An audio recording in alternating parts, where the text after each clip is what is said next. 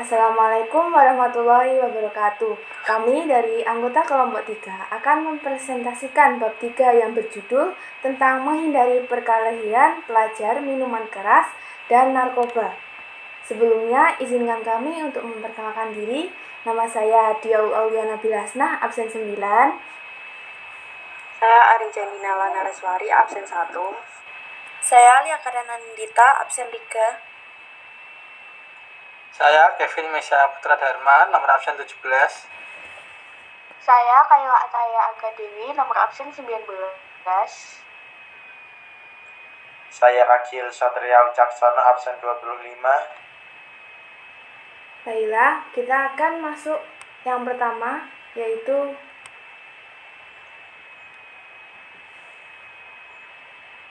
Yang akan dibahas kelompok kami yang pertama kali yaitu perkelahian remaja.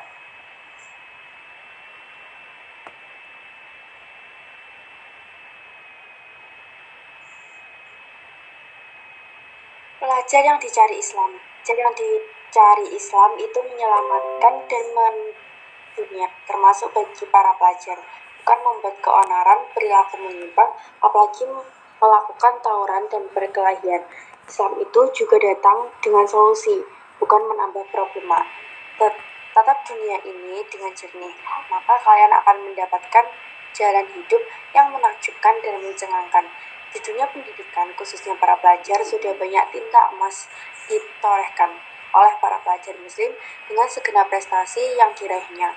Kenapa mereka bisa begitu? Jawabannya karena Islam mengilhami dan menginspirasi seluruh tatanan hidupnya, agar hidup itu bermanfaat sebaik-banyaknya untuk orang lain. Lalu definisi perkelahian dan tawuran remaja.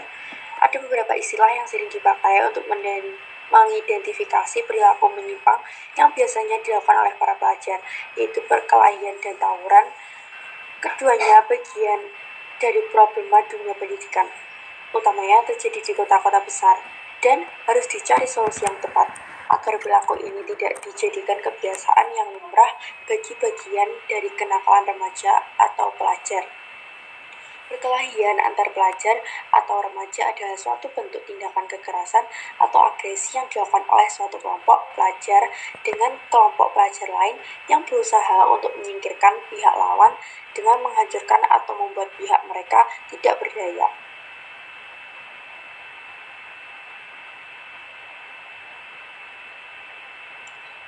Selanjutnya yaitu yang ketiga, yaitu ada faktor penting perkelahian remaja.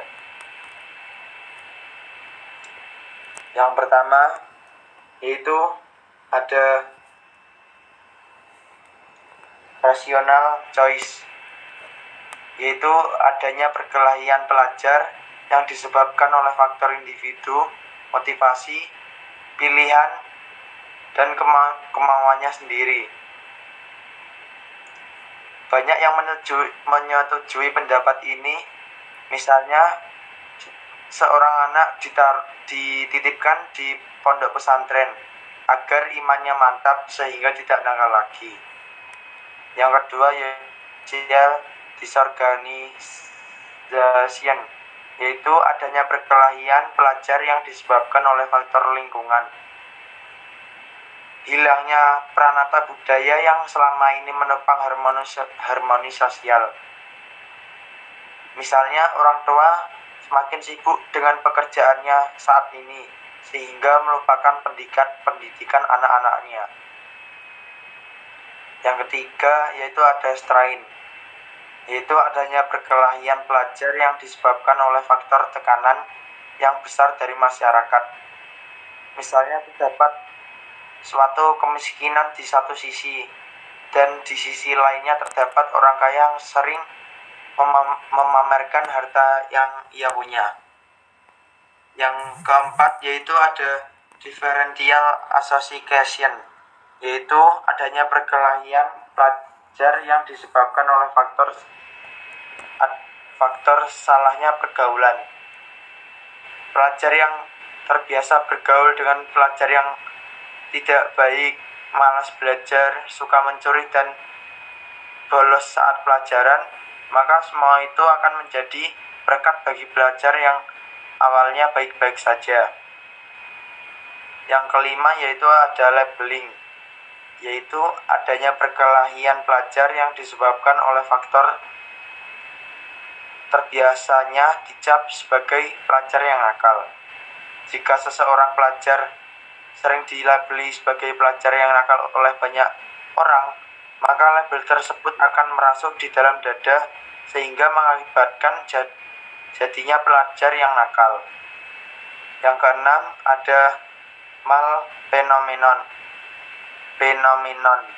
yaitu adanya perkelahian pelajar yang disebabkan oleh faktor jenis kelamin. Bahwasannya anak laki-laki lebih nakal dibandingkan anak perempuan. Yang keempat yaitu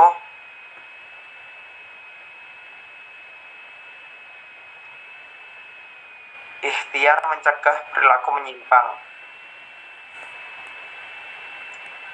Yang pertama yaitu memberi kesempatan yang banyak agar pelajar dapat mengembangkan segala minat, bakat, dan potensinya. Yang kedua yaitu mewujudkan kehidupan keluarga yang harmonis, sehingga keluarga tersebut menjadi utuh dan terdapat ketentraman di dalam keluarga tersebut. Yang ketiga ada untuk tidak membiasakan menyamaratakan potensi anak, karena setiap anak memiliki bakat dan minatnya sendiri-sendiri. Yang keempat, mengembangkan pribadi yang optimal melalui pendidikan di sekolah, sehingga seorang pelajar tersebut memiliki pengaruh yang besar. Yang kelima, bentuk perkembangan pelajar di lingkungan sekolah dengan baik. Yang keenam, membentuk banyak organisasi atau lembaga yang mewadahi aktivitas pelajar atau anak, baik di lingkup sekolah maupun di lingkungan tempat tinggal sang pelajar. Yang ketujuh, melakukan usaha untuk meningkatkan kemampuan pelajar atau remaja di bidang tertentu sesuai minat dan bakatnya.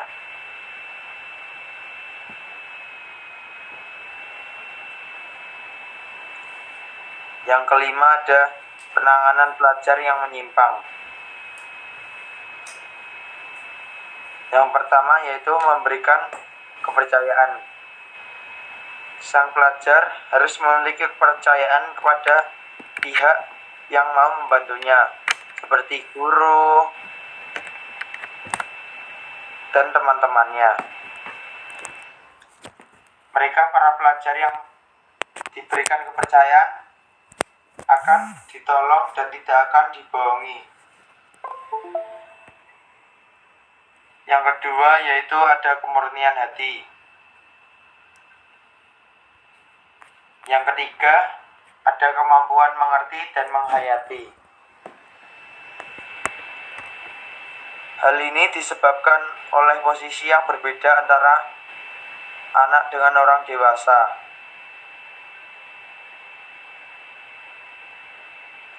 Yang keempat ada kejujuran.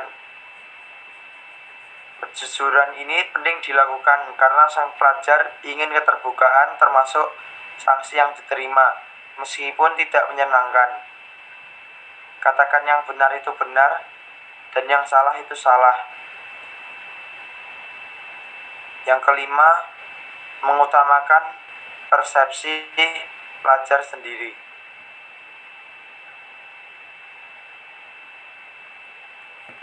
Kemudian yang kedua ada minuman keras.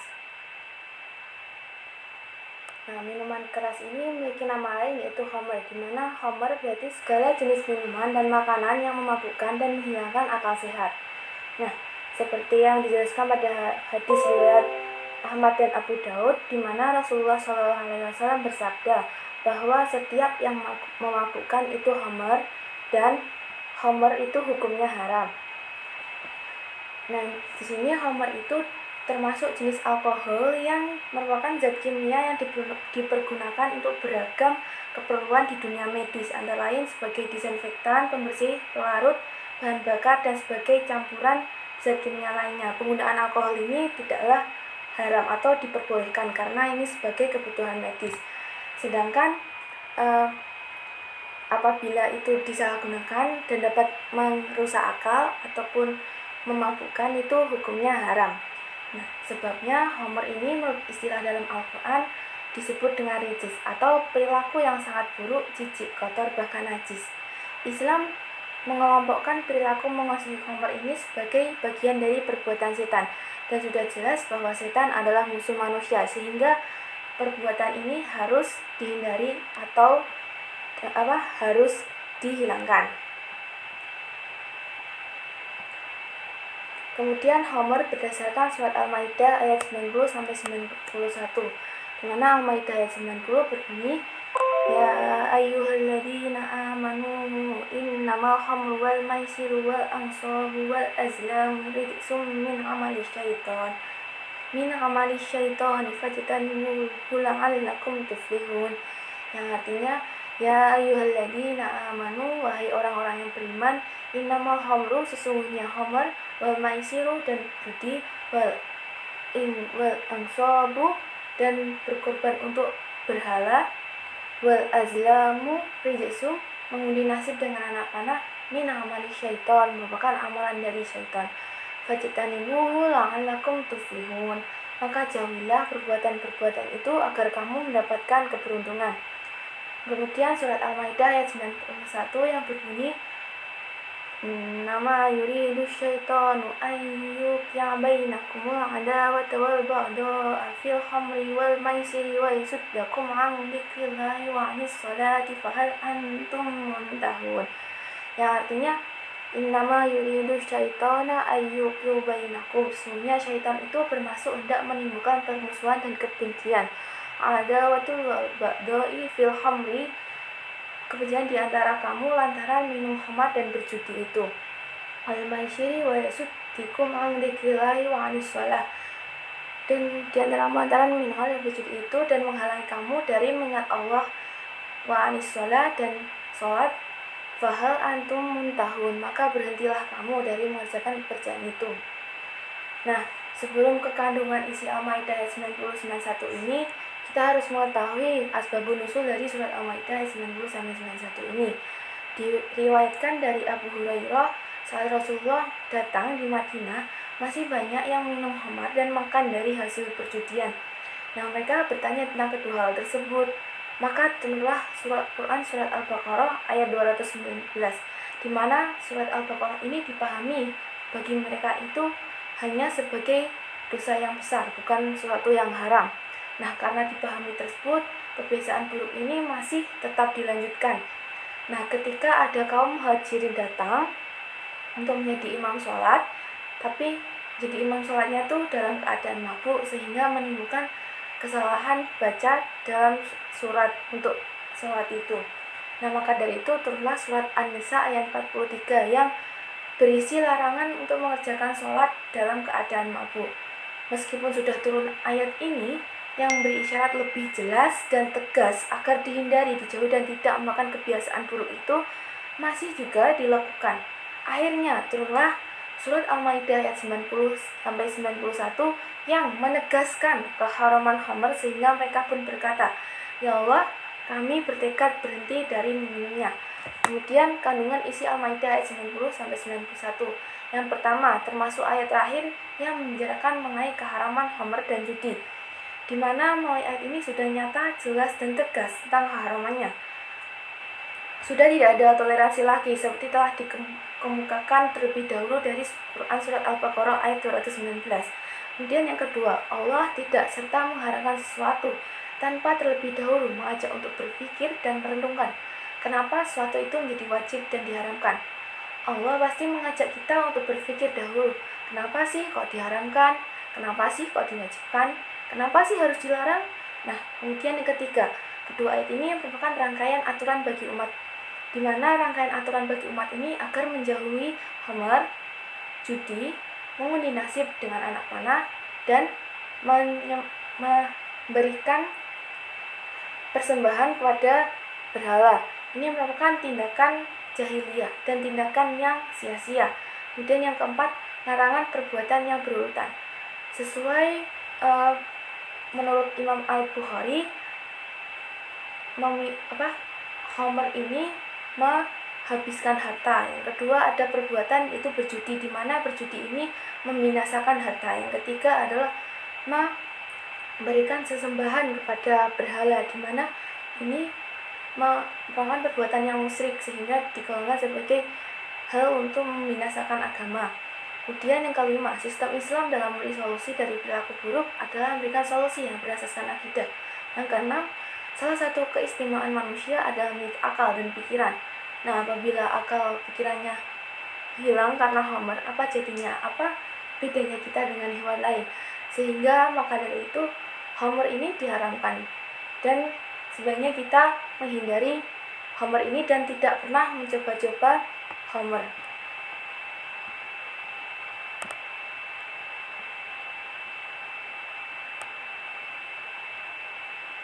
Nah, terus gimana sih sikap kita terhadap Homer itu? Yang pertama, kita tidak coba-coba memakai atau meminum Homer atau miras karena bahaya dan mudaratnya sangat besar. Homer, judi, berkorban, atau mempersembahkan sesuatu untuk berhala, dan mengundi nasib, semua itu adalah rich, yakni sikap dan perbuatan yang amat sangat tercela, buruk, keji, dan kotor. Yang ketiga, bagi pihak yang berperan dalam pembinaan umat, pentingnya melakukan pentahapan dari mulai yang ringan, sedang, dan berat. Bersama-sama menemukan kenapa ini boleh dan itu tidak boleh. Menghindari pendekatan memaksa atau hitam dan putih. Dan mendahulukan materi akidah atau keimanan berlanjut ke materi syariah dan akhlak. Yang keempat, mengedepankan pola hidup bersih, lahir batin. Menjauhi sikap dan perilaku yang menjadikan kehidupan rugi secara cepat dan drastis. Tetap menjaga akalnya agar tetap sehat atau tidak dikategorikan dengan Homer. Mencari rezeki yang halal dan berkah, serta timbulnya kesadaran sendiri untuk menjalankan aturan agama secara baik dan benar.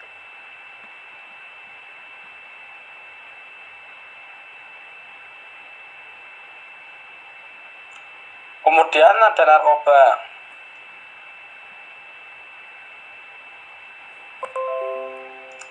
Yang pertama, narkoba ditinjau dari Islam. Istilah narkoba di dalam Al-Quran tidak ditemukan. Meskipun begitu, tidak berarti Islam tidak menjelaskan. Istilah ini harus didekati melalui kias, yakni satu masalah yang belum ada nasnya. Dicarikan padanan dengan masalah yang sudah ada nasnya, disebabkan persamaan ilat atau sebab landasan motivasi hukum.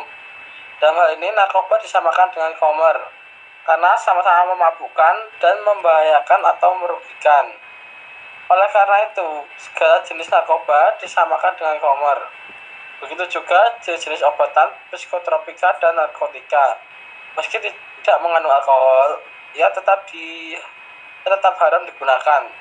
Sebab dampak negatifnya sangat buruk sekali, baik dilihat dari sisi akal pikiran, kesehatan, data benda maupun kepribadian bagi semua.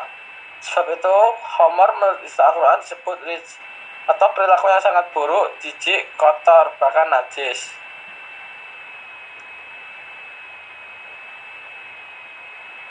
Kemudian, narkoba ditinjau dari hukum Indonesia. Narkoba merupakan singkatan dari narkotika, psikotropika, dan bahan-bahan adiktif. Narkotika adalah zat atau obat yang berasal dari tanaman atau bukan tanaman, baik sintesis maupun semi-sintesis, yang menyebabkan penurunan atau perubahan kesadaran, hilangnya rasa, mengurangi sampai menghilangkan rasa nyeri, dan dapat menimbulkan ketergantungan. Kemudian psikotropika. Psikotropika adalah zat atau obat, baik alamiah maupun sintesis, bukan narkotika, yang berkhasiat psikoaktif melalui pengaruh selektif pada susunan saraf pusat yang menyebabkan perubahan khas pada aktivitas mental dan perilaku. Setelah kemudian zat adiktif. Zat adiktif adalah obat serta bahan-bahan aktif yang apabila dikonsumsi oleh organisme hidup, maka dapat menyebabkan kerja biologi serta menimbulkan ketergantungan atau adiksi yang sulit dihentikan dan berefek ingin menggunakan secara terus-menerus. Pengertian dari narkoba yaitu bahan atau zat yang jika dimasukkan dalam tubuh manusia baik secara oral atau diminum, dihirup maupun disuntikkan dapat mengubah pikiran, suasana hati atau perasaan dan perilaku seseorang.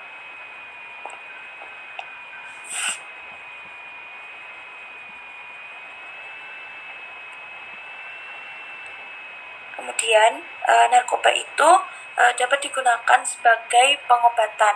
Nah, tetapi narkoba itu juga bisa disalahgunakan. Penyalahgunaan penggunaan narkoba adalah ketika orang yang menggunakan narkotika tanpa hak atau melawan hukum. Ketika seseorang melakukan penyalahgunaan narkotika secara terus-menerus, maka orang tersebut akan berada pada keadaan ketergantungan pada narkotika jika baik secara fisik maupun psikis. Jadi, ketergantungan pada narkotika itu dapat menimbulkan dampak-dampak negatif yang merugikan diri sendiri maupun orang lain. Makanya dalam agama Islam itu dilarang untuk mengkonsumsi narkoba.